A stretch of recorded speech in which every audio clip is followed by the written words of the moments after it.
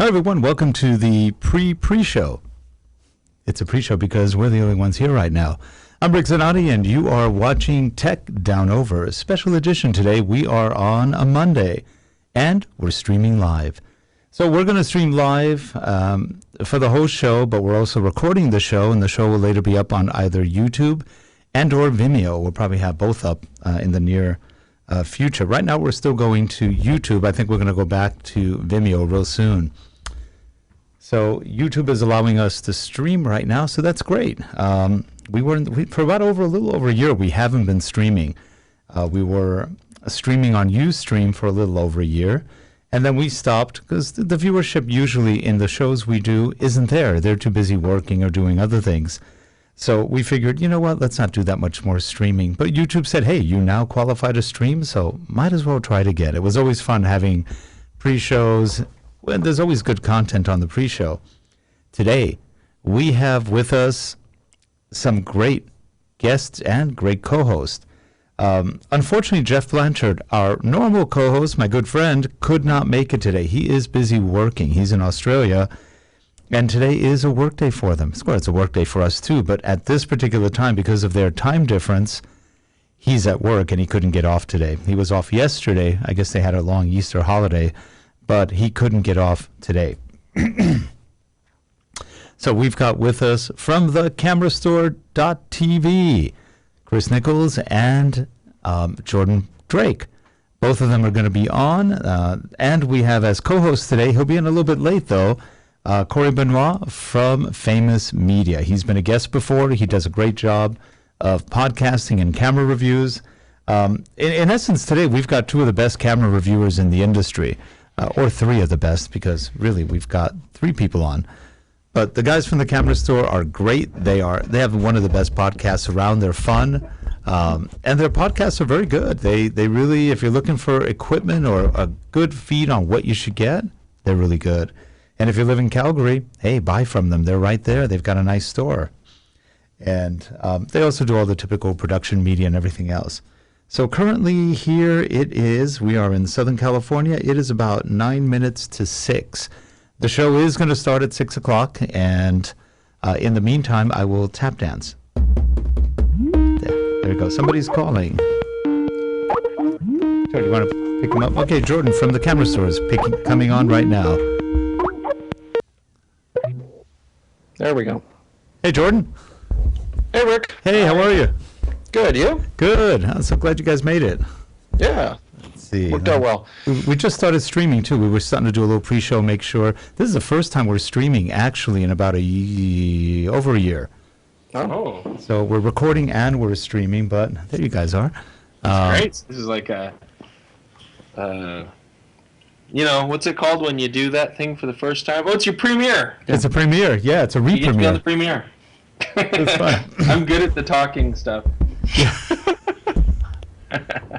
Yeah, I kind of go on forever too. It's a bad habit, but and we have a co-host today who's going to be a little bit late.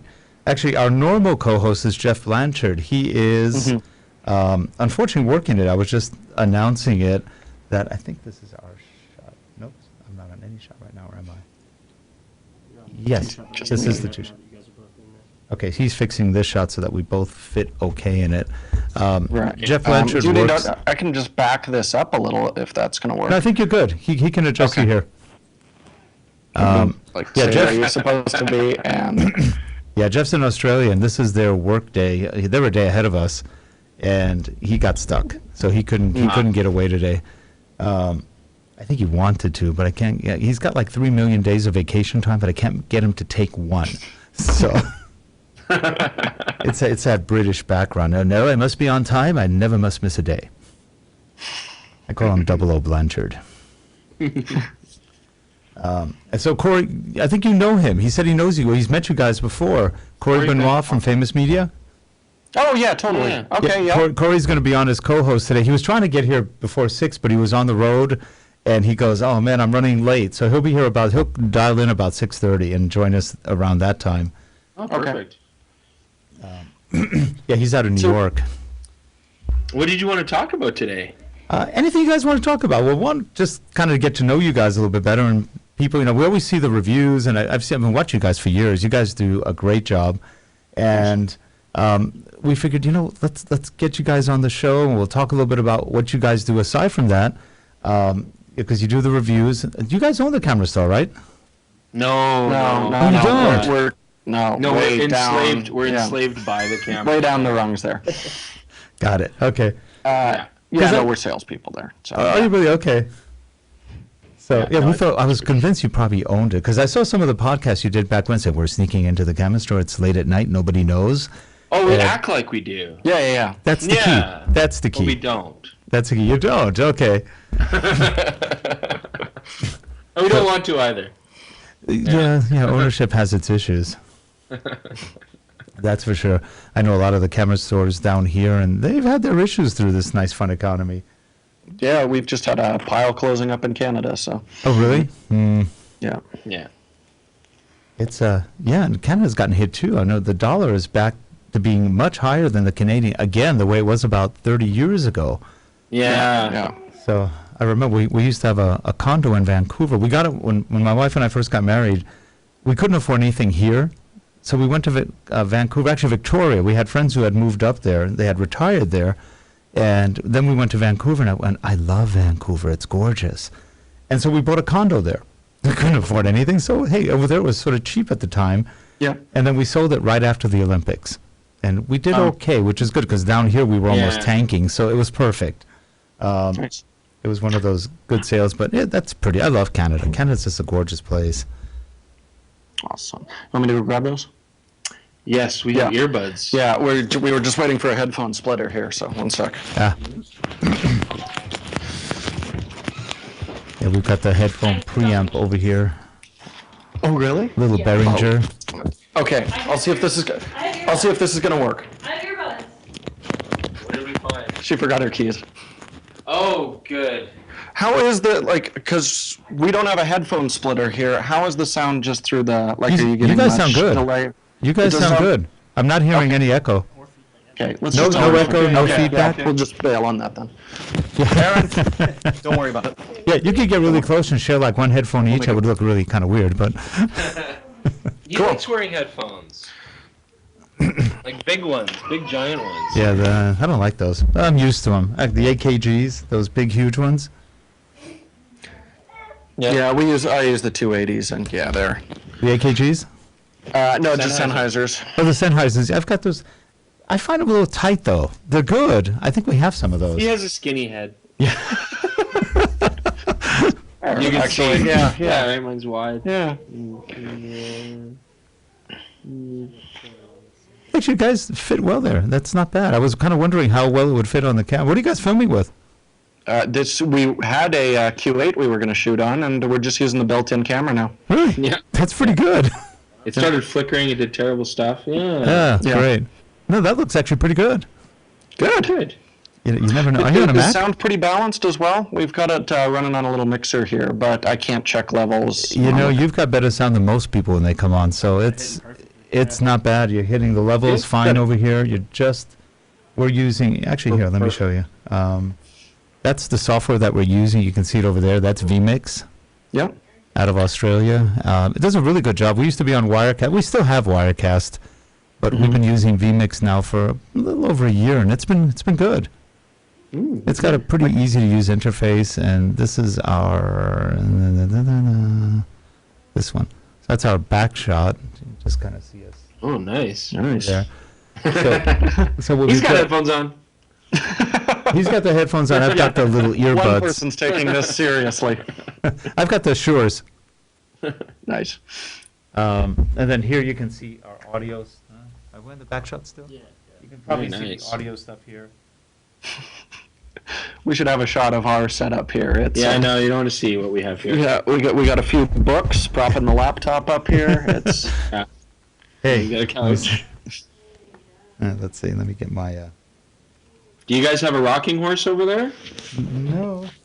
No. Okay, we got. we got that. We got, You got the a rocking horse. That's good. No. Here, I'll just throw this up on Instagram. This setup. Beautiful. Get this thing going. You're Instagramming the Disgust mess that we built here? Yep. Oh. And this is our high tech, and let me get it back on. Look at that. They've got timers. Oh, man. I have nothing like that. Yeah, here's our high tech Kristen, studio little- clock. Beautiful. My phone. And I prop it up with a little wrist gel. Yep. All right. So anyway, we appreciate you guys coming on also after your day, because I know you're tired, and we're probably all tired today. Corey's going to be the worst. He's on back east time, so he's running really late. You're about 7 o'clock your time right now. It's 7 o'clock. 7, here. so you're 1 hour. seven. Yeah, 1 hour away from us. We're not too far from Los Angeles. Mm-hmm. Yeah, the name threw me. Apparently, PST is also some Australian time zone when we were trying to figure this out. Oh, was it? Okay. What is it actually? PDT right now? Pacific Yeah, Daylight Time? PDT, I went PST. Versus I think. Pacific Standard Time. Yeah. Yeah. Yeah. So Now, we can also zoom yeah, in we on you thought we were guys. rolling at 6 a.m. this morning, so that wasn't going to happen. Oh, No, that's that'd be rough. yeah, that's probably true. So these are just some of the zooms. Oh, nice. So if we go to your shot right there. We need a green screen. Yeah, we really do. Then we could be on a beach or something. What do we even? We could be the first people to use those photo booth presets, like built into the Mac OS, like the roller coaster and Yep. stuff. Yep, those are fun. Hearts all around. Yeah, in like 7 years. Yeah. Well, You losing your mic? yeah, I'm losing my mic. Here, I got some extra tape here. Okay, that's your shot right there. And it's time. I'm not drunk yet. Next on there, okay. Oh, you didn't bring anything? I did. Oh. We'll have the girls serve us. You're so misogynistic. Yeah, I'm the one who's going to get called out for that. Yeah, we're streaming too. Yeah, we're streaming, right? Yeah, we're actually live right now, but that's okay. The actual show will start in a moment or two. Okay. I don't lose my mic. That was crazy. I think I know what I'm doing with these things. Are we ready? Or? See, we need to start this show just when you're like working on the tape on your Yeah, chest. that's there. perfect. Yeah, we'll zoom in at that point. So. So anyway, so let's see. So we will start on. Yeah, I guess I'll start on this shot for now.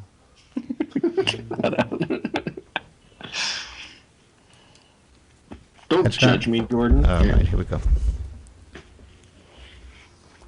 And I'm going to load the intro is loaded. Okay, here we go. So we're going to start the show recording in 3, 2, and 1. Hi, everyone. Welcome to Tech Down Over. Today, I'm flying solo, at least for a while. Jeff is busy working, so we are in the missing co-host formation right now. But we have another co-host. He'll be here soon, and that's Corey Benoit from Faymus Media. So stay tuned for him, and we've got great guests today. Here we go.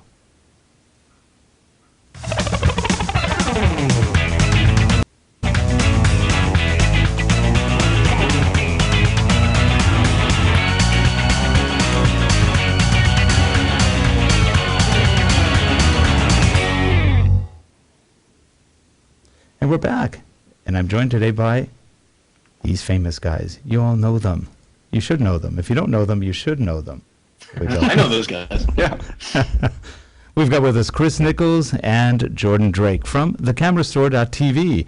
And they do some of the best reviews of gear and lenses and just about everything on the web. How you doing, guys?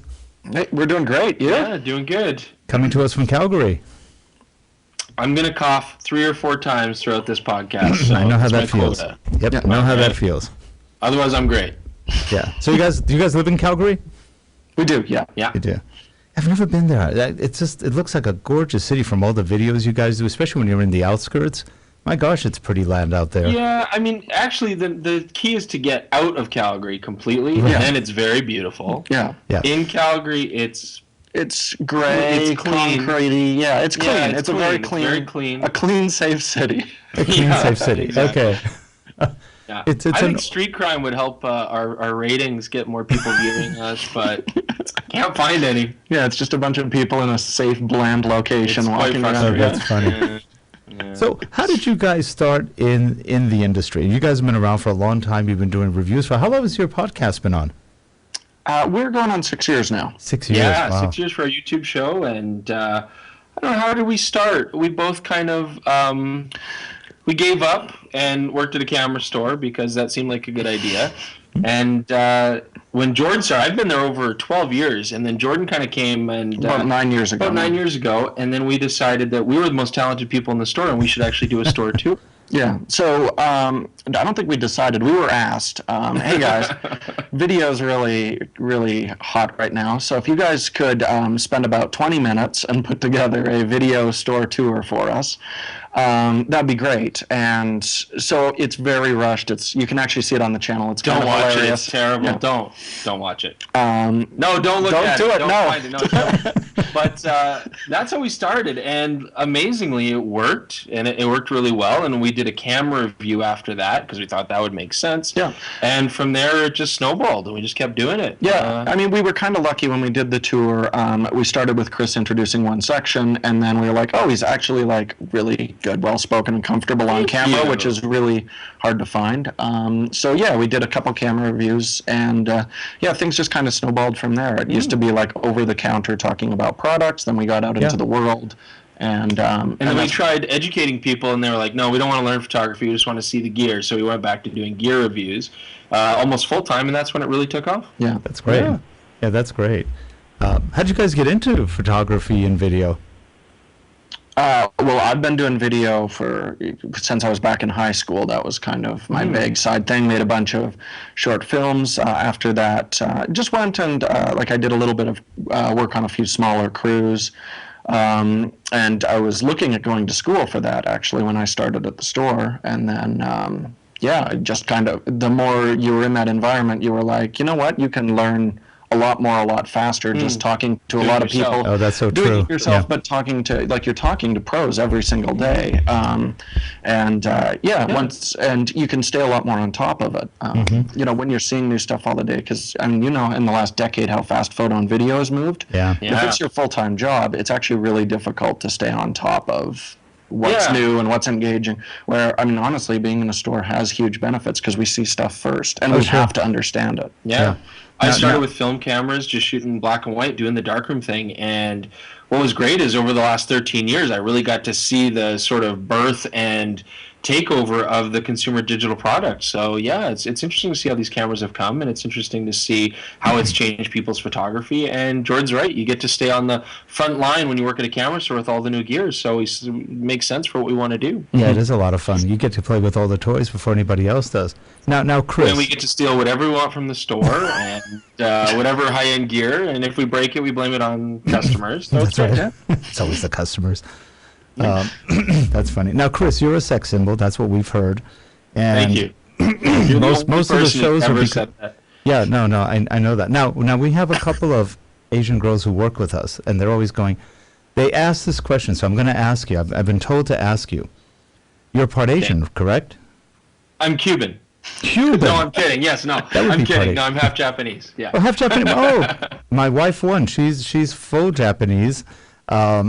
From here, she's American Japanese, well, whatever. Yeah. And she goes, I think he's either Japanese or he could be Korean. I go, Korean? No, he doesn't look Korean. She goes, no, but he's too good looking to be Japanese. I go, I appreciate it. okay. So, and then one of the other girls thought you were Chinese because you reminded her of a movie star who was Chinese. So you're on the right track. So she was right. Okay, I my am wife half was right. Japanese and half something. Have something.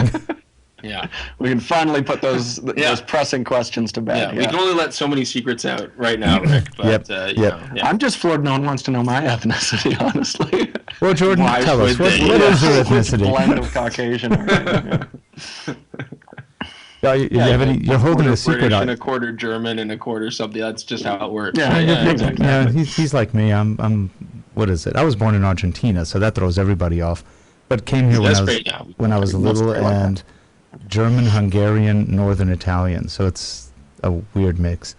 It's a whatever side of the mountain you're looking at, you're that nationality for the day. So it's kind of interesting. Exactly. Cool. Kind of never been there though, so don't really want to go now either. Probably not a good time. So anyway, so in all your reviews, and I've seen some of the things you've evolved and changed with, what you like, what you don't like. Now, Jordan, are you still pretty much a fan of the Micro Four Thirds? I bounce back and forth a lot. We've shot a lot of stuff on the AF-100. Was our first cinema camera. It was our first big camera. Because we went from regular broadcasty, ENG style cameras initially, then went over to DSLR along with everybody at that same time frame. And then we said, this is terrible and inconvenient, and we hate it. Yeah. And we can't do audio with it, so then we went back. Yeah. It's funny because the DSLR, we had to bring crew out, which when you can't pay people... No, we're broke. doesn't make it easy to get content out. So we went over to the AF-100, was our first cinema camera, which was Micro Four Thirds mount. Oh, the JVC HM100U. I missed that. Yeah, no, that was before. That's the ENG style camera, So we went over to Micro Four Thirds because it was a nice combination of those. And I actually really love that sensor size for filmmaking. You can get shallow depth of field if you want it, but I'm not fighting it very often. I find with a lot of bigger sensor cameras, especially when we're shooting indoors, it's like the depth of field shallower than I'd like. Yeah. And if you've seen Chris, like he's constrained right now by being close to the side of the box, but when he's not there, he's weaving and ducking in and out. Constantly. Yeah, and so small depth of field isn't really ideal for him. So I really loved that format. We shot with the GH4 a lot after that. Yeah, and then we fell in love with, of course, the Sony big chip cams, like the FS700. Right. That probably streamlined our workflow to the point where it was just so worth taking that out, even though it's a bigger camera. Yeah, that's about a $5,000. Is that the $5,000? It's about a $5,000 or a little bit more. Yeah, they're less now. I think they're about about 4,000. They're kind of discontinued now. At the time, it was about an $8,000 camera. Okay. And we shot 2 full seasons on that, which was the longest. Generally, we tend to move through cameras every 6 months or so. But I loved the image out of that camera. It was still, like, looking back on it now that we've got some of the newer stuff, it was a pain to work with. And now we use the FS5? Yeah, grab it. Oh, you like that one? Oh, yeah. There it is. So, yeah, we shoot, I think this is going to be our A cam for the foreseeable future now. It's just very compact. I don't have to throw it on a shoulder or anything like that. It's smaller for his delicate frame. And he doesn't get tired as quickly, and then he doesn't complain as much. So, yeah. That's pretty good. That's why I like it. That's not interchangeable, though. That's just one frame, one No, lens? it is. No, it is interchangeable. Totally. Right now, interchangeable lenses. We got a Canon mount Sigma on there right now. Same. There you go. Yep. That's Same pretty Super nice. 35 chip in there, and you can poke it. Yeah, and one of the reasons that we've jumped over to this guy, actually I'll get this right up to the lens, it's pretty sweet. He's going to try and show you here. Yeah, is we do have a built-in neutral density filter Oh, on nice, it. yeah. Oh yeah, there it goes. This is definitely worth seeing, guys. Which you can then dial in any exposure that you want on it. It doesn't move in big, chunky, there we go. Thank you, Chris. You're welcome. Oh, that's too much. Okay. Anyways, you do have the option to dial in any exposure with this instead of just like 2 stops, 4 stops, 6 stops, neutral density. It's like transition glasses. That's nice. Yeah, that's pretty good. Yeah, and again, it's all about when we're out there working as quick as we possibly can. So, that's giving us pretty close to, like, I would consider it a cinema camera. You can get that kind of quality out of it. Well, I'm probably one of the few people you'll meet that actually got last December the Canon C100 Mark II. Oh, a lot of people have that. And I turned it back. I didn't like it. Yeah. I don't blame you. I just didn't like it. I go, one, I couldn't see in it. I was going, everything's gray. I can't make anything out. I've got bad eyes, so it's like gray is not good for me. I'm going, this is not easy. Yeah. And then I don't know. It shot okay, but I go for the money. I wasn't impressed. So that's what everybody says. It shoots okay. Okay. For the money, it's not great value, but the color's beautiful. Yeah. I think that's why people still like it. It's an easy to work with camera, right? But it does require. It almost does require grading, though. Oh, you have to. You can't get out. I was going, that's going to kill out. Yeah, that kind of with, kills the the workflow if you FS5. don't have time. And some of the stuff we do, if we're just doing reviews or something, it's like I don't want to have to grade everything. That's a lot of time. Or grading these things, it would be too much cost or effort. So I turned it back, and I got kind of a crazy combination of two Nikons, which I've never had before, the D750 and the 810, which I like. It's sort of weird. I like them as cameras, but I keep going, well, I wish they shot 4K. Because I've been shooting with the GH4, the GX8, and before that we always shot Canon, and it's strictly 1080p. We're shooting this on the X825s, which are nice. They're for glorified webcams. They're really nice. But it's funny. I got the Nikons. I love the look. I love the feel of them. I don't mind the heavy camera or anything, but it's okay. It's okay. I think I actually like, or I think I've been spoiled by the GH4s, and they're fun. They're fun to shoot with, and take great video. And they're good for video. I have a D750 myself. I love it, but it's heavy. It's big. We just rocked the D5 today. Can we show that? Yeah, we can show that. Yeah, you got that one in? Okay. There's your 4K Nikon. I know. What does it shoot? I heard it was 3 minutes of 4K. It is 3 minutes of 4K footage. My phone was more than that. It's a lovely 3 minutes. Right. It's a short ride. Yeah, that's funny. Now, does it shoot 3 minutes and then stop and start a new clip, or are you done? Not automatically. You have to do it yourself. Not automatically. Wow. Yeah, and so it's good for micro events, like a 2 minute, something or other, and you're done, and you just go home. Cinematic work would be okay. Yeah. Or like journalism highlights for journalists. I think that's what it's geared at. I just, for the life of me, can't understand why the D500 doesn't have that same limitation. I don't understand why Canon and Nikon are dormant. Either they're going to plan something really incredible, or they really are that stupid. I haven't quite figured it out yet. Do we have 3 hours on the show? Oh, sure. As much as you do need. that tirade. Yeah. I've talked to a lot of people. Yeah, it would require a lot of soul searching and a lot of discussion to really find the answer to that. I couldn't tell you either. It is mind-boggling. It is, and I go to some of the camera stores in LA, which are pretty big, like Sammy's and stuff, and I ask them, they just kind of go. It's the same attitude across the world. Yeah, just kind of apathy. I don't know. I think this is going to be like this September will be the photokina where everybody finally brings out what they've been, because all of this stuff, it always seems 2 years out of date. Yeah, we hope it's an exciting year. Yeah, I'm hoping they've just been recycling stuff because that was finished and they've been working on one big thing. Well, I was surprised with the ADD. I have a 70D, and the ADD, I go, oh, maybe they've got 4K. No. Maybe they. I know. No, I don't get it. I just sat there. They've got 10 more in the name. That's what they've got. 10 more. Yeah. They added a headphone jack. That's huge. That's good. No, you're not alone. It's a very strange attitude. I mean, on the plus side, we get to see companies like Panasonic, and we get to see companies like Sony. Yep. Really take off, and even Fuji and even Olympus are trying it. So. Yeah, it just makes mirrorless even more and more compelling nowadays. Yeah, I think you still have your Nikon system, but I sold all my Canon stuff. I don't use the Nikon. I use a GM5, Panasonic GM5 Micro Four Thirds again. That's all I use. And I still just adapt my old Canon glass onto Sony bodies. Yeah. Well, it's funny because some of the Canon glass, which actually is made now by Sigma, probably better than Canon. I've got some of the Sigma lenses and go, man, they're so nice, and for the price. I've got friends who've got L lenses and we take some shots and they go, they're no better than what you're taking.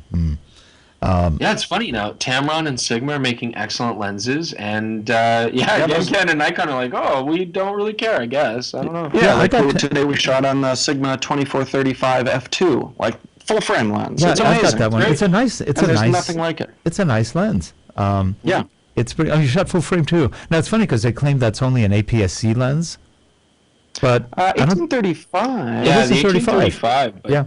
They got this 2435. It'll cover full frame. That's what I thought. Yeah. That's what I thought. Yeah. Now on the D710, I've been using the Tamron 35 millimeter, and the. I love that lens. 24 to 70. Nice. I think it's the 24 to 70 Sigma. No, I'm sorry, Tamron.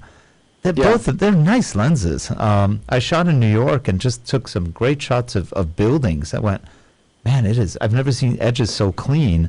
And I did the test with the Micro Four Thirds, and I said, can I get the same quality? And on the GX8, and even to a point on the GH4, on the GX8, with the like Nocticron lens, the 42.5 millimeter, it looked good. It was almost as good, if not as good. I was actually surprised that you could still get. So my theory on Micro Four Thirds, the better your glass, you're almost equivalent to just about anything else. Well, and the glass is so good for those, where I think a lot of the larger form, I mean, the Sony full frame is the perfect example of that. Yeah. They have some of the nicest lenses you'll ever use, and it's, in a lot of cases better than DSLR quality, but they're let down by a lot of the less impressive, especially their mid-range zooms. But where on Micro Four Thirds, Panasonic and Olympus really know what they're doing with glass, and I think that's a big part of why it's been received so well, is it's pretty hard to get a bad lens in that mount, where if you have a DSLR, there's a lot of crummy optics out there that you can slap in front of those things. But what I love is when you start focusing them and it's like, it's like, really? And I've gotten so used to the Micro Four Thirds now that even though the Nikons are fairly quick with the big lenses, they're not as quick. And you just go, wow, those Micro Four Thirds just nail it. Even in low light, they nail it. The GH4 especially is crazy. Point to point, and I don't think anything can touch Panasonic's system right now. Olympus, not so much. We've had some documented issues with those in the last little while. I bought an Olympus last year, and I actually, within 2 days, turned it back in too. Not because I didn't like it. I had two issues with it. One, my hands, I don't know how big Jordan is, but I'm probably somewhere around that. I'm 6'2", and I was like... He's huge. He's huge, okay. And I couldn't hold it right. It was like, my hands didn't fit on it. It was hitting the lens. It was hard to handle. It was the EM5, I think. That's a little small for my hands. It was as well. small. I need to use a grip with it. But what got me is the menus. It's like 4-point type. I was going, you've got to be they're the kidding. worst. Yeah. It's like, really? And now I'm outdoors. I can't even see it. It's like, this is great. Our favorite by far is the heart icon for silent mode. That's something that's baffled Is that us. because the heart just Love stopped? should be silent. Love is silent. Yeah, that was a bizarre icon for that one. It's like, hey, my heart just stopped. I'm silent. That's good. That's what it is. It's a stopped heart. It's a stopped heart. Yeah, okay. That must be the weird aphorism, but whatever. It's funny. We were just talking about this a little bit today, and it seems to become more and more important nowadays. Is kind of this concept of, when it comes to image quality, how much do we really need nowadays? We're so spoiled. We've got cameras that can all shoot really high ISO, no problem, tons of dynamic range, and so you're like, at this point now, maybe people want to start looking at, well, what camera suits me better? We had a person on Instagram, and they were like, all that matters is image quality. Why would you ever look at these other cameras? They're garbage. All that matters is image quality. Get this expensive thing. And that's not true. It's really about what camera is going to let you go out and take the photos you want to take, and give you the best experience and have the most fun doing it. We just don't need big cameras all the time anymore. Yeah, well, like this guy, the D5 that we're testing, we looked at the images and we're like, okay, let's see what this $8,000 is getting us. Yeah. And they're it's very good in low light, no question. Great. The only thing I could find that was interesting is when you get above like 10,000 ISO, it has a little bit more dynamic range than other cameras out there. Yep. But how often are you like, I'm shooting a scene in no light, but I'd sure like to be able to dynamic some range. extra dynamic range. That's kind of where we're at right now. It's just... and if you leave it at home because it's so heavy and it's so bulky, then you're not taking any photos no matter what ISO. That's true. So, that's true. And this isn't a new concept. You go back to film days and we had all sorts of miniature 35mm cameras and half-frame cameras and medium format. There was just so many different styles of camera, and it was about picking the one that suited the photography you want to do best. But now I guess maybe we get fixated on numbers, and we get fixated on megapixels and DxO marks and all that kind of stuff, and we kind of lose sight on what these are really for, taking pictures. Well, I got my son-in-law, who's right next to me, Clark, he's running part of the show, one of those Panasonic G7s.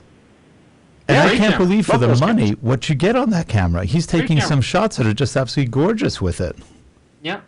Yeah, and if we're shooting something with the GH4, sometimes I'm like, man, I wish I had a G7 because that's actually a little better in low light right now. And it's a camera that's less than $1,000. It's crazy. Less than, it's like $500. It's amazing. Yeah. $500 for that camera, and that beats any Canon I used to have.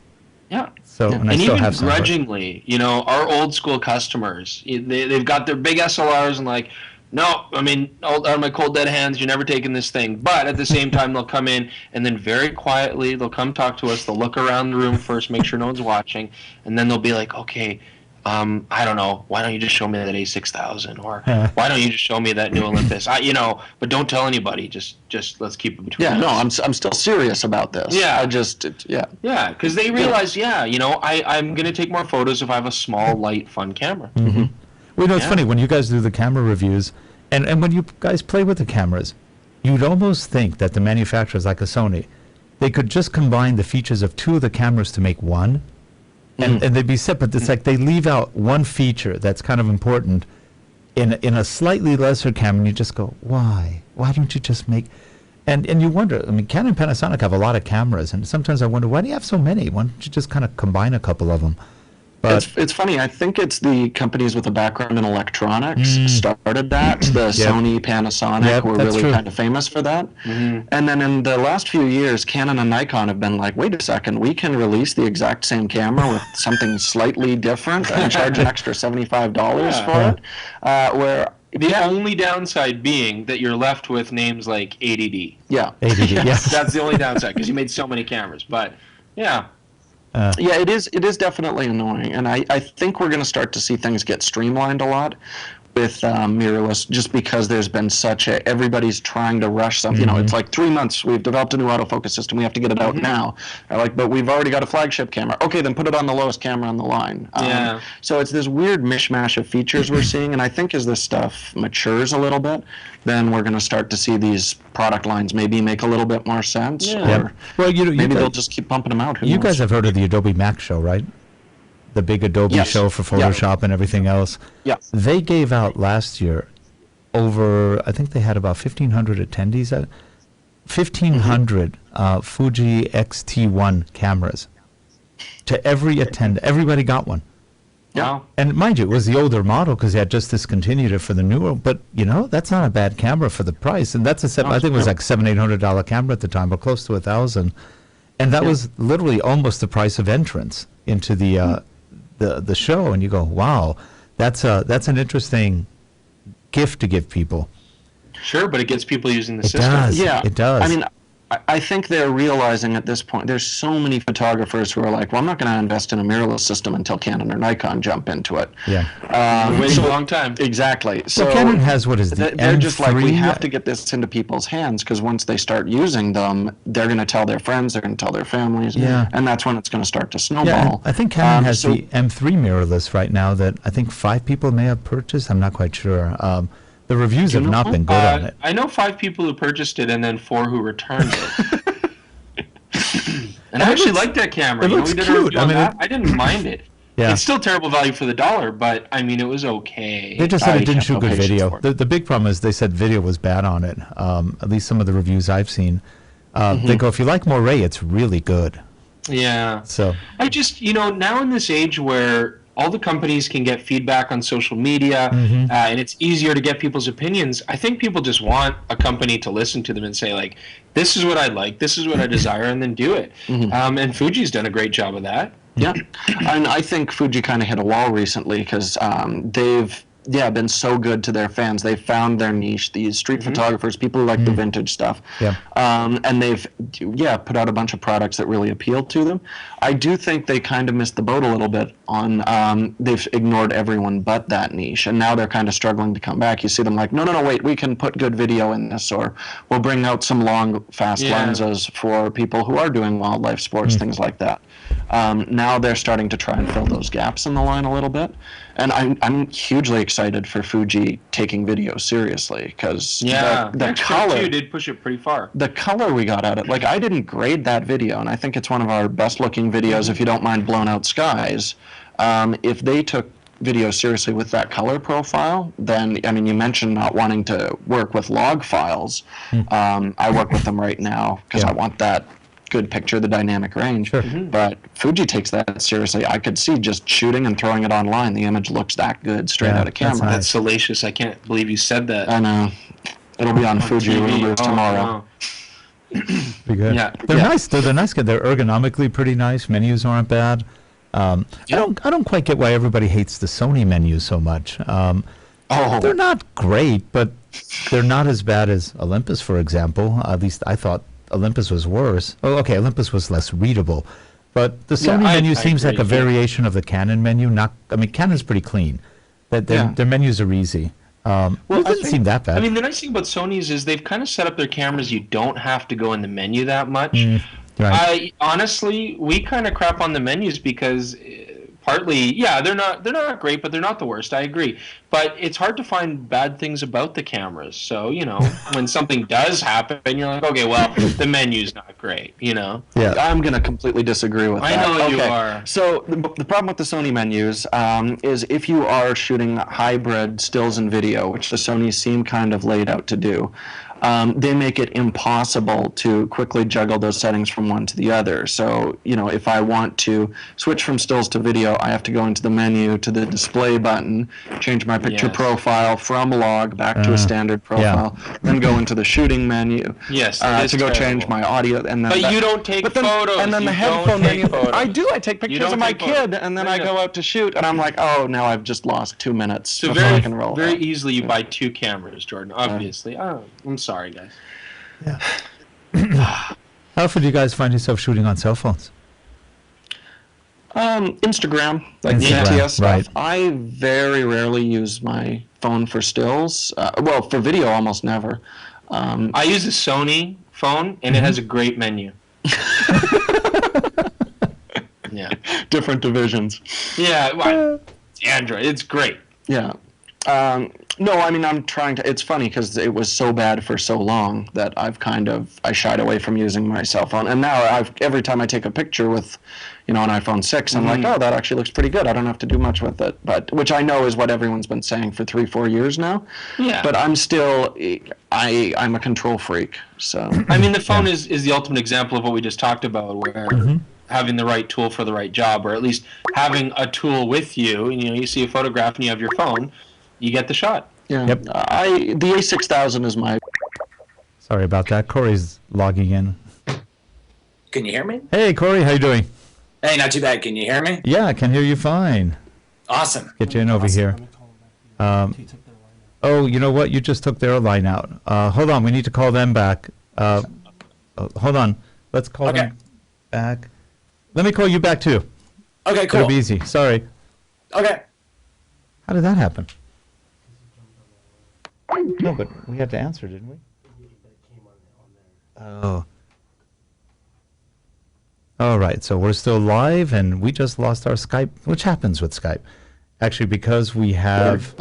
sorry about that, guys. I guess when Corey dialed in, it took over this line for some bizarre reason. Okay, that's okay. So we're calling him back right now. That's why we don't really like people calling into the show. It causes grief.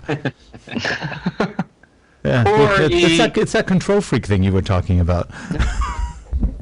It's all right. In between, we had enough time for us to argue about the Sony menus a little more, and I think I've gotten Chris set straight now. So yeah, no, I get what you mean. I didn't mind the menus that much, but you're right. There was a lot of clicking to get to something.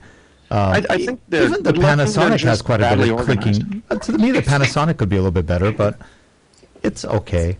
Yeah, I don't mind the panty menus. The best menus were Samsung, which kind of stinks. They were the prettiest. Oh, you know what? I had one of those. Great interface. It's funny. I think was it the NX1? There he is. There you are. How you guys doing? Good. Corey.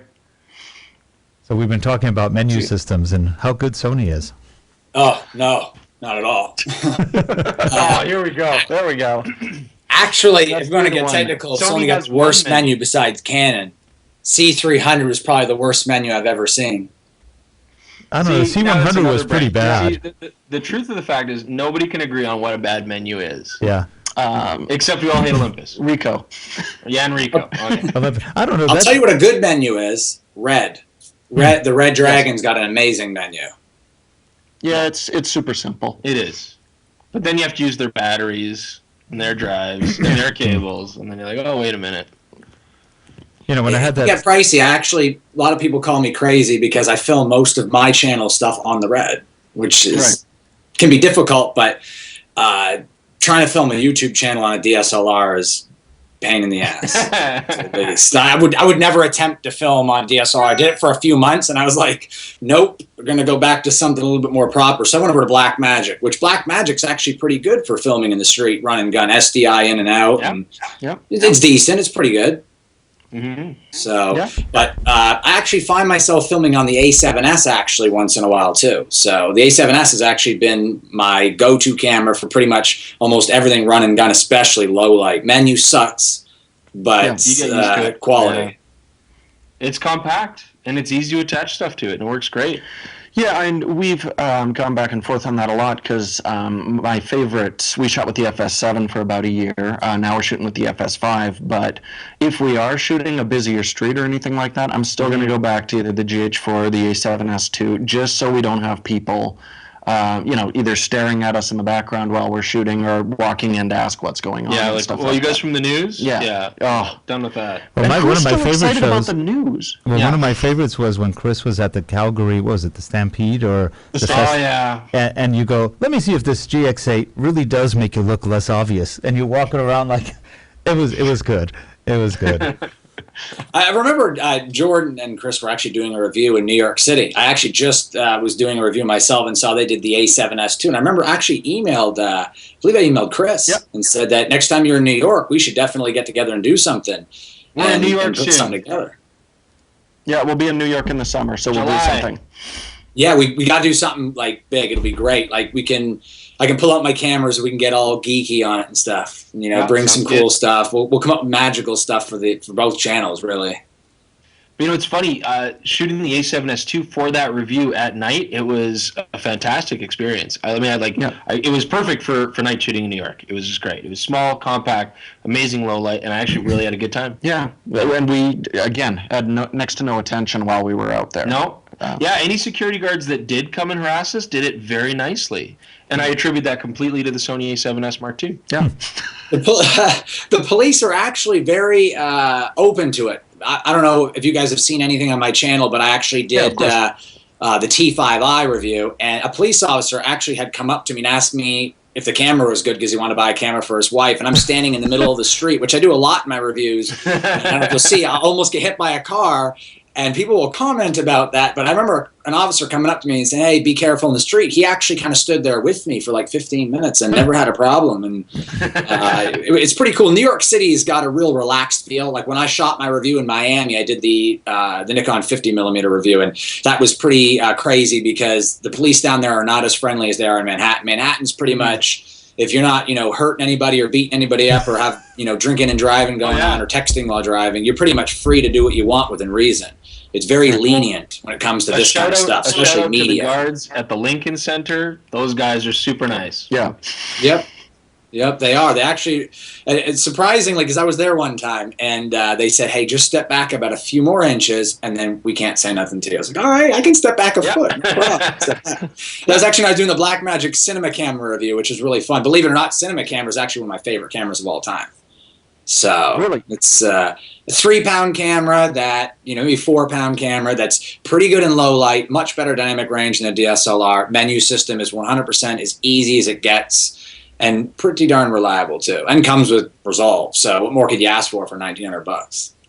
I mean, my major thing is but the camera looks like a screen, and I had to attach a monitor to it because it was so reflective. I spent a few hours with that, and I like the image from the cinema camera, but just a couple hours with it, I was like, this is not the camera for me, and maybe it's something I need to revisit. You've got to rig it up a bit. Yeah. I mean, Ursa Mini, we definitely like. From a retailer standpoint, the big problem with Blackmagic up to this point has just been. They announce a camera, it sounds great, price point's good, fantastic, let's get it in the stores, and then you wait a year. And then by the time it actually hits the stores, they've already announced a new camera, which actually does make it very difficult to sell old cameras, so funny enough. Or you have to console the people who bought the camera when it was a $3,000 camera, and then Blackmagic's like, this week only, it's a $1,000 camera. Yeah, like, I'm so sorry. I'm so sorry, we can't. No, you can't have your money back. I actually spoke to Dan May a couple of times And I've actually spoke to a bunch of people at Blackmagic because I've actually tried to do their reviews. They get me a lot of stuff exclusively to do. And I've asked Dan a couple of times. I said, why are things, coming out late? Not that I really got any different answer than you guys probably have. There's really no answer. But I've been trying to get the Ursa Mini in my hands now for 7 months. I was at the conference in New York City back in July. I did a thing on my channel where me and, Dan had an interview and we talked about it. Like you said, everything on paper, price, everything is like a dream camera. But by the time the camera comes out, then everybody else has already released something better and cheaper. So it's like, what's the point at that? It just doesn't make any sense. Yeah, I'm going to be going out first week of April with the Ursa Mini. I'm really looking forward to putting it to the test. So I think it'll probably live up to your expectations because of it's more, fitted for ENG style because it's, shape and the way it fits in the hands, its weight. It just got that size instead of just like a square screen, like you were saying, and having to rig it with another screen and stuff like that. So, and I've actually played with the Ursa Mini. I've actually used it. The ISO performance on the 4.6K is better than any Blackmagic camera right now.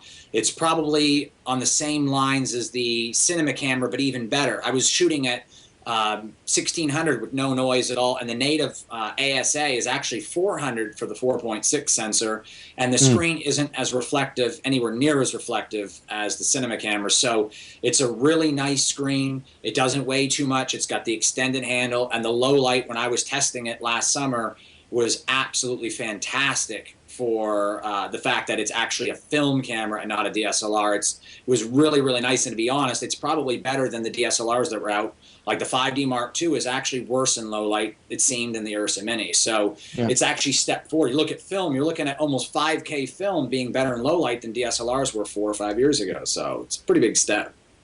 Yeah, well, it's funny because you mentioned how it'd be a great ENG cam for us. First thing we're shooting with it is going to be a locked-off music video lit by a campfire. So it's kind of the opposite of initially how I think of Blackmagic, but that's why it's got, or the Ursa Mini rather. Yeah, but I think it'll be interesting, to maybe play it outside of its strengths a little bit. It'll be fun.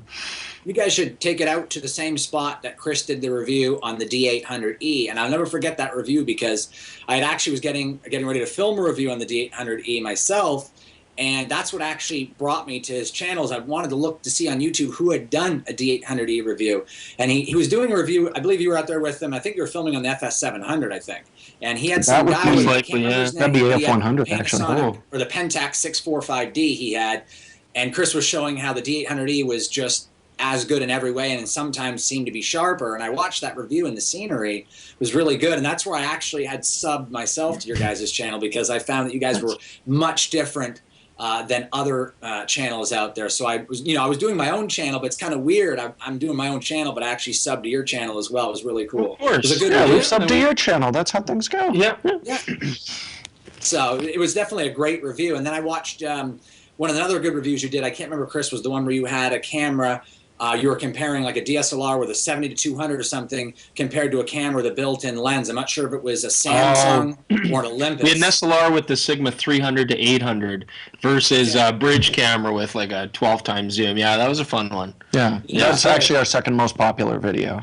Yeah. Really? That's when Jordan came out. I think it was that video he was talking about the F5, and he said how he was using the F5. It was the little brother to the F55, and he said that those were his favorite cameras or something. He did like some little spot at the end of that video, I think.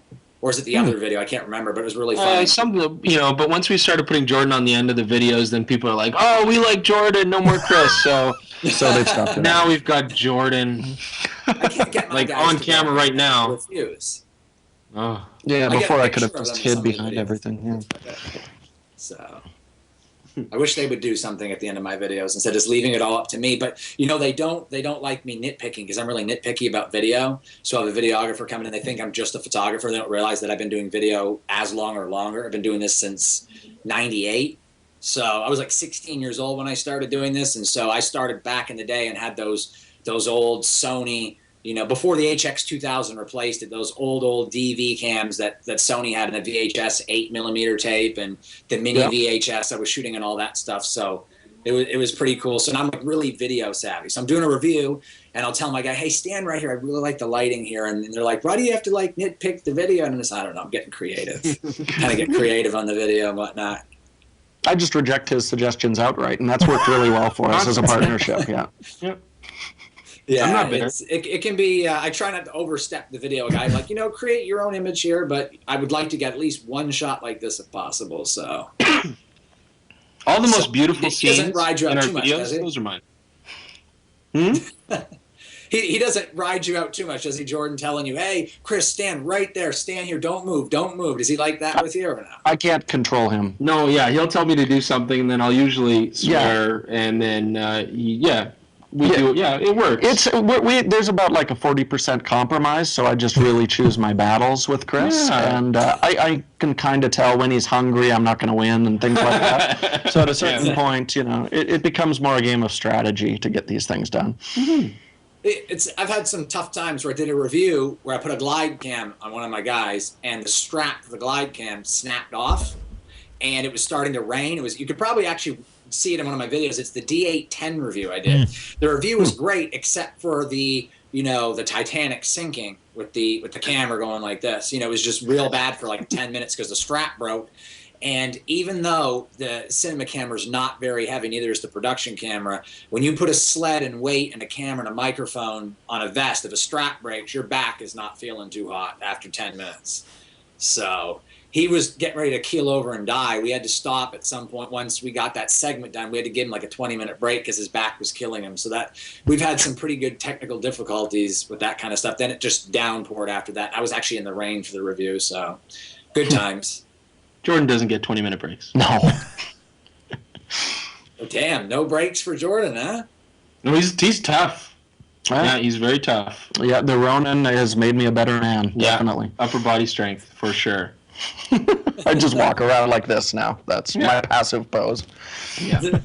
Your arm must get tired, holding the camera like this. Even if it only weighs 5 pounds, holding your hands like this for 20 minutes really is an arm and a back workout. Like, it's really... Oh, seriously. It's the best way to discipline children, for sure. I was playing with... remember the old Manfrotto... what was it called? The Fig Rig. Fig rig. It doesn't stabilize DSLRs very well.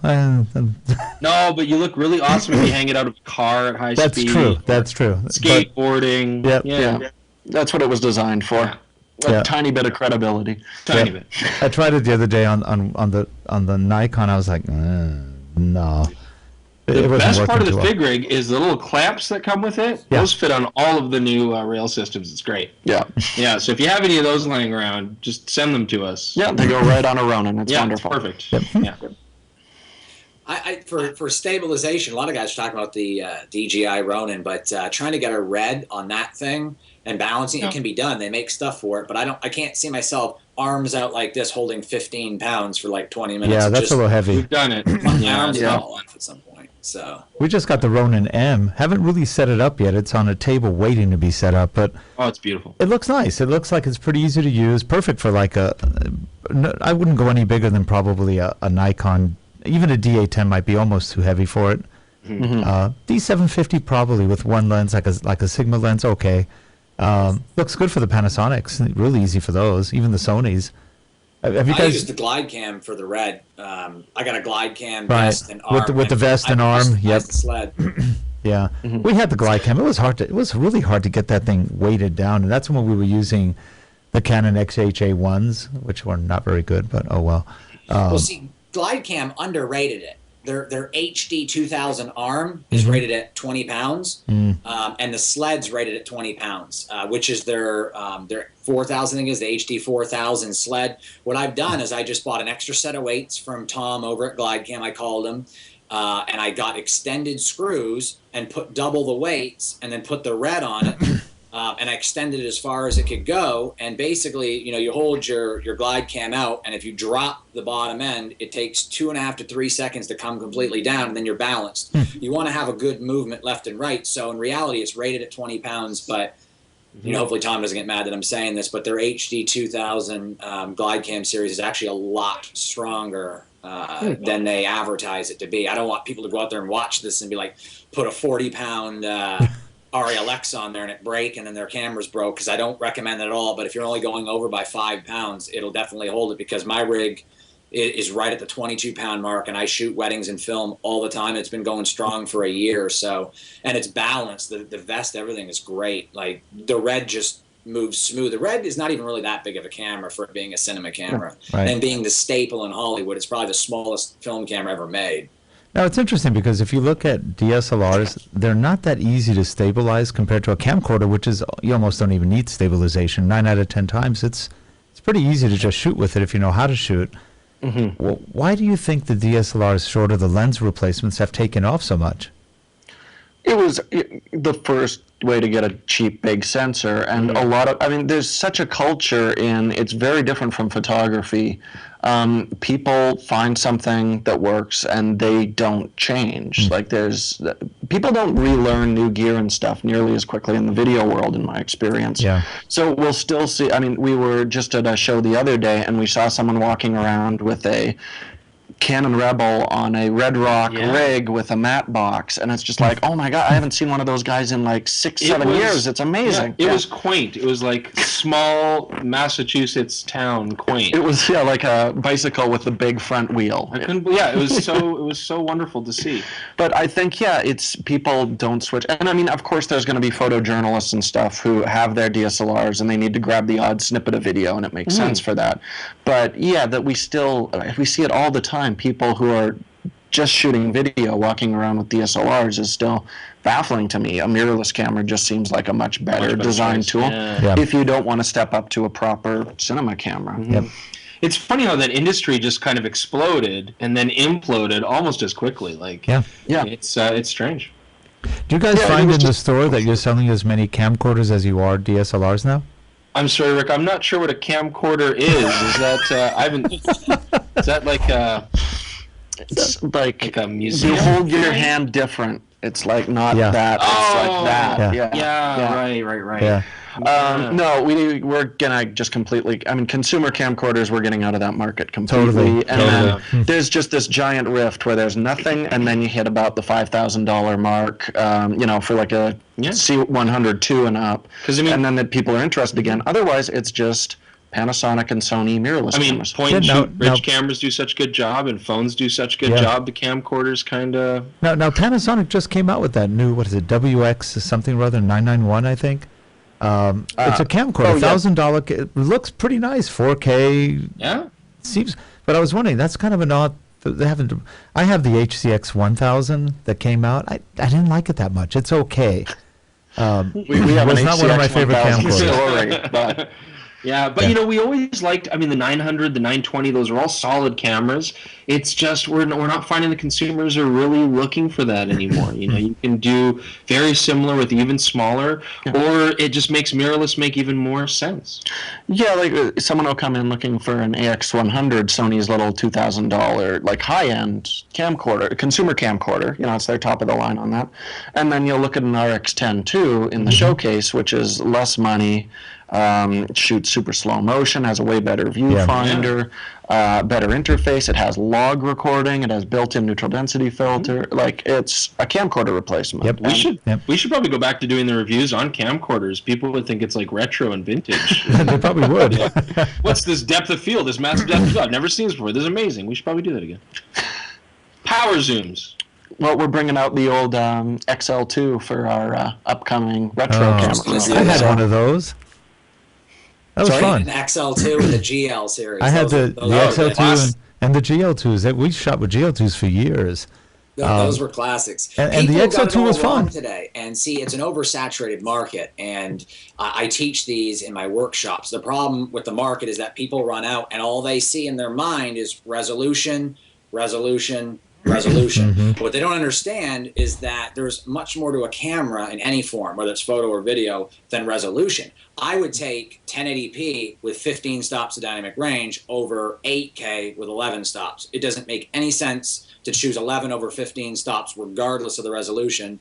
Most people can only display 1080p, and even those who can display 4K, why display a 4K image in a 4K TV that has blowouts and dark noise everywhere when you could have a perfectly good 1080p image and upscale it? So they look past the important issues at hand, which is a good quality feature setup.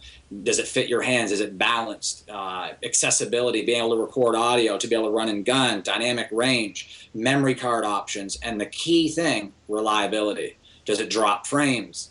Memory issues, memory leaks, firmware issues. How's the support, the warranty? Things matter more than just this infatuation with being able to shoot 9 million ISO at 8,000 resolution lines here has become... it's kind of an eyesore to see a shelf full of 8K, 6K, 4K cameras, and none of them have more than 11 stops. Like the AJ camera that just came out, it's 4K and it has, 10.5 stops? It's ridiculous. The Sony does 4K internally on the A7R Mark II, and it's got well into 14.5 stops. So I think that the dynamic range means a lot more than people get infatuated with all this resolution stuff. It just... it was funny. I almost bought that. Almost. Not really. I had seen the reviews you guys did on the JX. I think it was the JX or what is it? XC. The XC. Oh, the XC10. Yeah, the XC10. And I go, it looks kind of cute, but no. So I went to the photo place we go to over here, and I said, well, what do you think? Should I get one of those? And the sales rep goes, no, man, don't. See, it's not just us. I knew it. No, when it first came out, I was like, that looks really interesting. And then I held it, and there's no space for, digits on your hand. It's the worst. But I do love that we got to review it as the worst camera in all of our that was pretty good. Yep. It won the worst of a couple of categories. Oh, the XC10. Yep. Canon. The little Canon 1-inch 4K camera. Oh, yeah, that thing, yeah. Yeah, it's an abomination. 4K. Yeah. Yeah.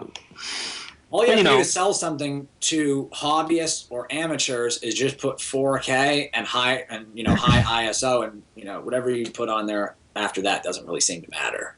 Now, did Samsung get out of it? Like the rumors said, are they out of the video and photo market at this point? From what we can see, I mean, they still haven't really officially said anything. Haven't said anything, but they have no staff left. No. They've laid everyone off. So it looks too bad. And you know what? Their staff promised Jordan and I a steak dinner. Yeah, for not delivering a camera in time for a review. Man, what they'll do to get out of paying off a bed, huh? So we feel really awful. We're hey, we still want the dinner. We're sorry about your job, but that's not really our problem. Yeah.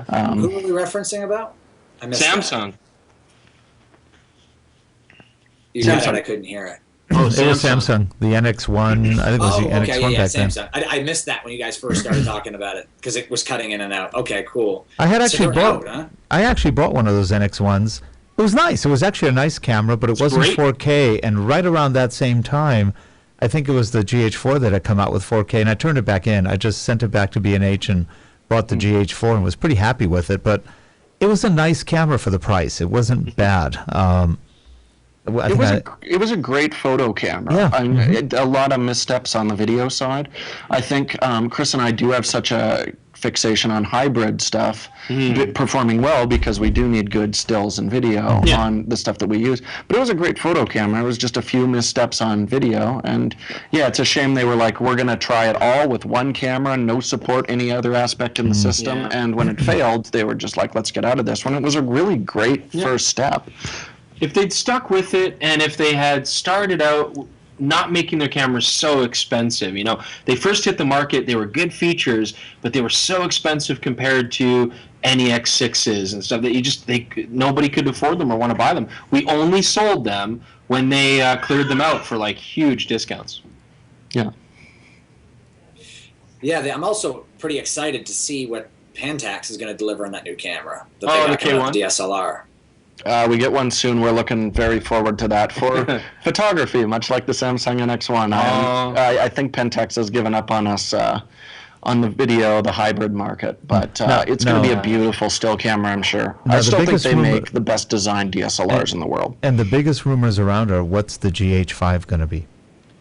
Everybody's talking GH5 this, GH5 that.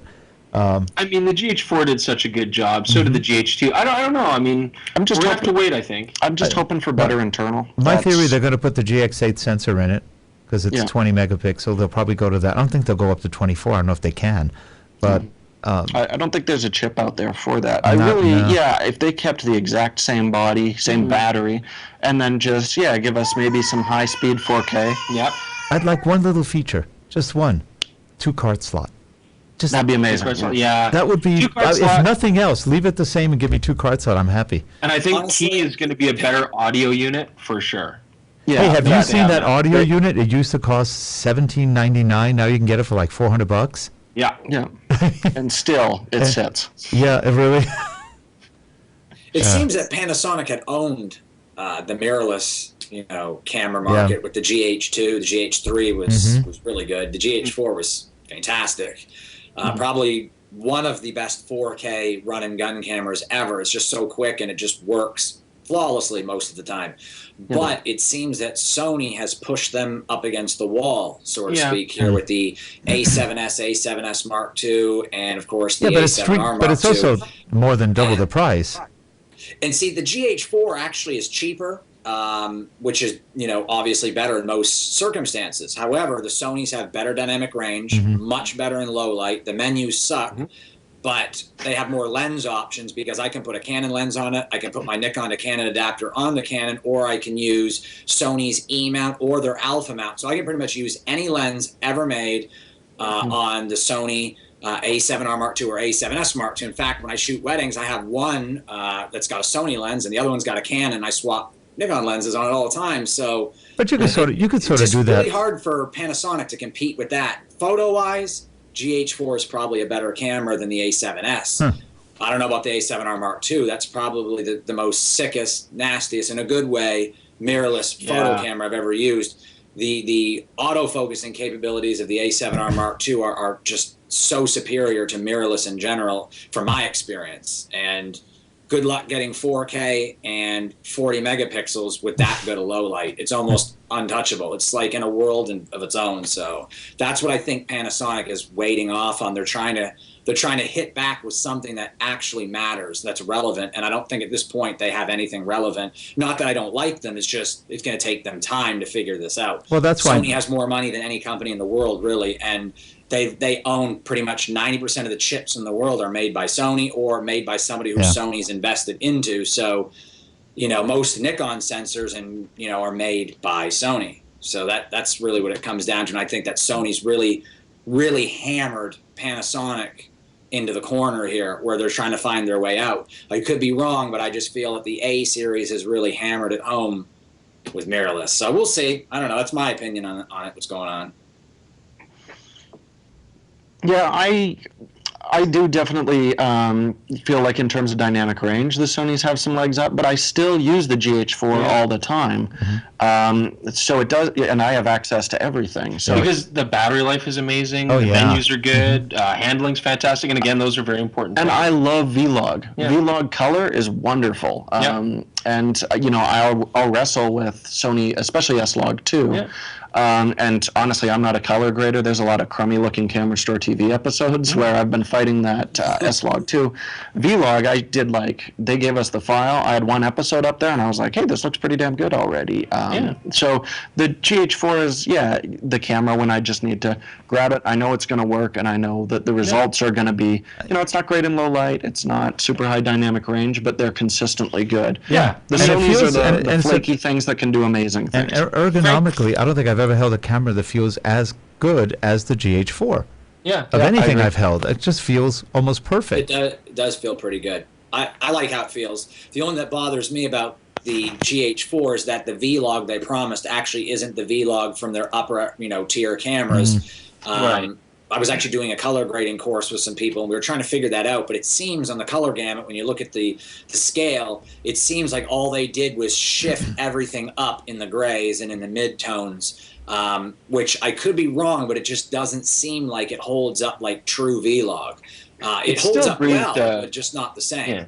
It still breathed life back into that camera, though, which was nice. People saw it as a relevant camera again. It kind of kept it going a little bit longer, so it was a smart move. I mean, the fact is, frankly, Sony as a company, they're dominating numbers-wise and technical-wise many, many brands out there, right? So, the companies are going to have to do something interesting to find their niches and to hold on. But we're hearing a lot around, people are saying Micro Four Thirds is dead, and I'm like, where did that come from? I don't agree with that. I think Canon started that rumor. Yeah, probably. they had nothing to talk about in their own line, so they're like, look at those guys over there, they're dying. Yeah, Canon's overpriced. Like if you look at the C500 was like $20,000. yeah. I mean, really? I'm going to spend C300 $20,000 on a C500 No way. I could spend the but same it does on a Red for Dragon. but it does and for 6K. Like they're overpriced. Like their C300 Mark II is $12,000. And to be honest, the image quality out of the C300 is good, but it's no better really than the GH4. And for the price, it loses. It pretty much loses. But Canon says it does 4K. So does GH4. Yeah, I know. So does the A7S Mark II. So does Blackmagic. So does pretty much a $1,500 consumer camera. But the problem with Canon is they're overpriced, and I'm sure you guys have noticed this, especially being filmmakers, that everything that you shoot on a Canon has an orangey yellowish skin tone to it, which is just god awful. Skin tones but Sony has a look orange or magenta pink. cast. Like, I just never been a fan of Canon's orangey yellowy look. To be honest, I like the skin tones better. As far as skin tones, I think red looks better than everything skin tone wise, or Ari, red or Ari. Next below that, you have Blackmagic. Most of the time, their skin tones are amazing. The GH4 is right up there. I think most of the things I've shot on the GH4 look really good. Sony, on the other hand, not quite as good, but still good. But if I have to like measure which cameras are the worst, I think that the Canons are some of the hardest cameras on the planet, especially the 5D Mark II, 5D Mark III, and the 1DX. Video, everything is orangey and grainy, and not one Canon camera I've ever used measures more than 12 stops dynamic range. None of them. Even the C500 is like 12 and a half, which, if you think about it for price, is just so bad, considering the GH4 is $1,500 and probably has 13. So... I know what I like it when we talk about lenses and stuff. If you look at Sigma, they used to be really crappy. And ever since the Fukushima incident, where they're located, their lenses are great. Yep. Yeah. Make you wonder. Well, and it's a difference, too, in management. You know, they bring in a new guy. He's like, I don't want us to be a budget line. And within a couple of years, it's amazing how quick, like, just someone making a call like that can turn them to, they said, we want to be Zeiss. And at this point, everybody pretty much perceives Sigma the same way they do Zeiss. Same thing Tamron, you know, like they're not quite there, I think, because they still have a lot of their old lens designs on the market where Sigma pulled a bunch of theirs. Right. But their new SP series, like the 45mm SP is one of the best lenses I've ever used. And their 150 to 600 literally makes people cry with joy. I agree 100%.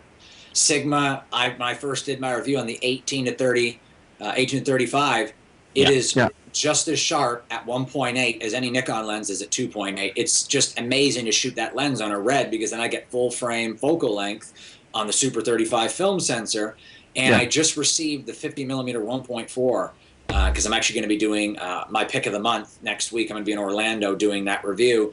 And that thing weighs, it's got to weigh 2 or 3 pounds. The lens has got better build quality than any Canon or Nikon. And I would say the build quality is as good as Zeiss in every way. Optically, I'm not 100% sure yet, but it's beautiful. It's just the most amazing thing to see that, you know, the Sun, I heard the Sun took over, and like you said, he made these executive decisions. And it's really put them together, because when I want good quality glass and I don't want to pay thousands upon thousands and chop my arm off to afford it, Sigma's really the lens to go to for a prime. Like the new Art series, just flawless lens designs. They're so amazing, especially for the money. $900, it's crazy. Yeah, very good. Well, guys, we've been running a little over an hour. I think we're about done. What do you guys think? This is fun. We'd love to have you guys back on. Yeah, absolutely. Yeah. Definitely. It was definitely a blast hanging out with Chris and Jordan and you, Rick, as always. Yeah, well, good to actually chat with you, Corey.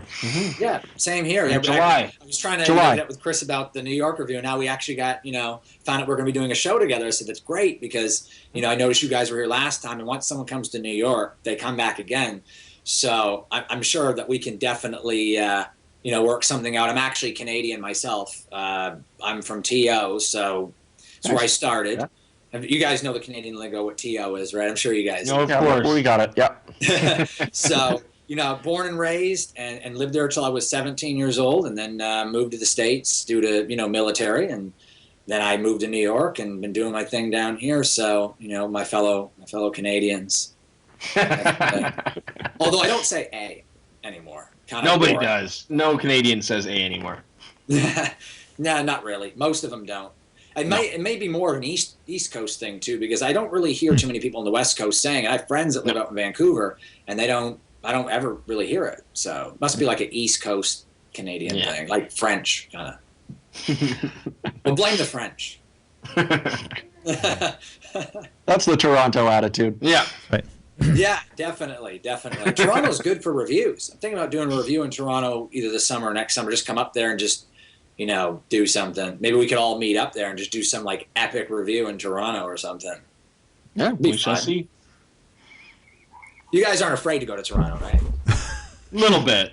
I mean, we are from Alberta. It's That's why I mention it, because I have friends out west, and they always say, "Hey, we'll come visit you, but we're going to stay away from Toronto if that's okay." And I'm like, "What's wrong with Toronto? Like, come on now. It's like the Canadian New York." They're like, "No thanks, we'll pass." So we end up like hanging out in Oakville or something, or somewhere else close to Toronto, like Markham or something on the outskirts. Thunder Bay. Thunder Bay meet up. We'll do Thunder Bay. Yeah, or what about Kingston's not too bad. Napanee is nice. You also have Wasaga Beach is really nice. Have you guys ever been there? I think we'll do New York. We have a flight there. That'll work better.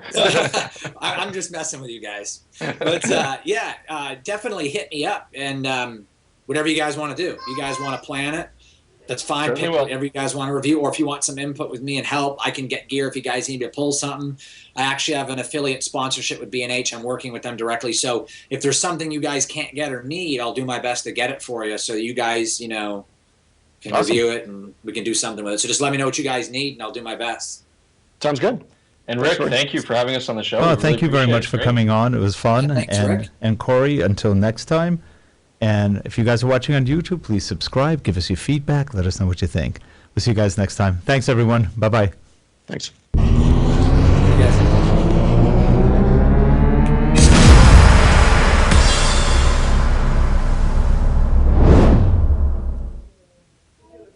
And we are